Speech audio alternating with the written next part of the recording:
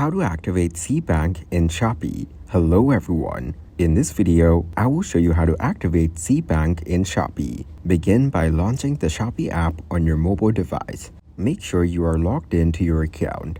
At the bottom right corner of the screen, tap on the Me tab. In the Me tab, look for the Settings icon. Then tap on this icon. Within the Settings menu, find and select the option labeled Bank Accounts or Cards. Tap on the option that says Plus Link Seabank Account. This will start the process of linking your Seabank account to Shopee. You will see an option that says Open or Link Account.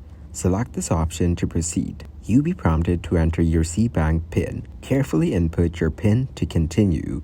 After entering your Seabank PIN, select Link. This will link your Seabank account to your Shopee account. For security purposes, you'll be asked to enter your secure PIN. Enter this PIN to complete the process. Once everything is set up, select Bank to Shopee app to return to the main interface of the Shopee application. Thank you guys for watching this video. Hope you got some value. Make sure to like the video and subscribe to the channel to get notified of new videos.